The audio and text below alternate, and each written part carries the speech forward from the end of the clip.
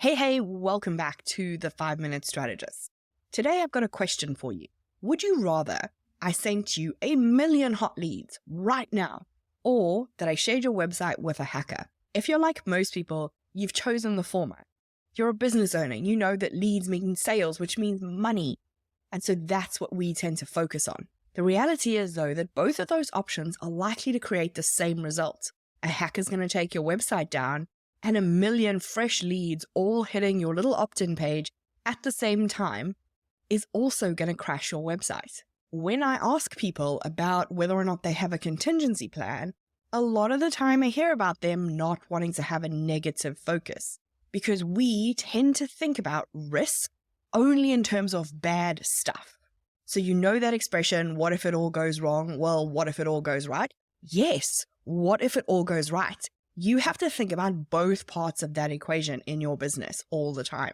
We tend to think about contingency planning as preparing for the bad stuff, rather than thinking what could happen in our business, yes, if stuff goes wrong, but also what would happen if our wildest dreams came true. So people shy away from this topic when the reality is that it should be something that's at the forefront of your CEO responsibilities. It's your job in your CEO role to have that perspective, to be able to see that 1,000,000 hot leads is going to be a problem, and to see that a hacker is going to be a problem, and to decide if and how you mitigate it, right? So just because you decide something's a risk doesn't mean that you then have to go and put a 17-point plan in place to prevent that risk. Something could be a huge risk or a small risk. It could be really likely to happen or pretty unlikely to happen. And you, as the CEO, have to make that determination. As a small business CEO, you are constantly working in a frame of what can I do? What do I have to do it, right? And contingency planning and risk management is no different. You are thinking through, here are all the things that could happen. If they do happen, how big of a problem is that? How likely are they to happen? How much resource do I have to apply to this particular problem? And then making a decision which of those risks you can live with and which you want to mitigate in some way. And that mitigation can go from doing everything you can to prevent the risk from happening to doing something as simple as putting 2-factor authentication on your social media posts to try and minimize the chance of being hacked.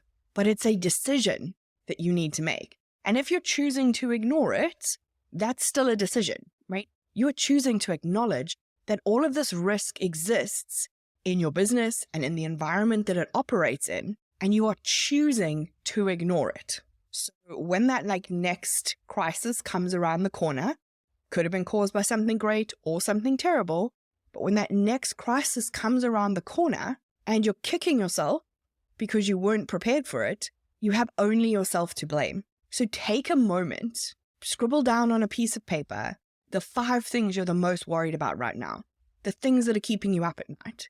Decide if you want to prevent that thing from happening, if you can do anything to mitigate it if it happens, or if you don't think it's likely enough that it warrants any kind of resource or planning.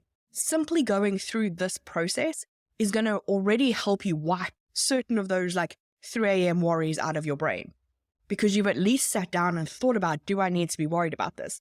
Actually, it's so unlikely that it's going to happen. I'm not even going to plan for it. So no, it's not a worry. So you have closed that open loop that your brain's been going, should we worry about this? Should we worry about this? Should we worry about this?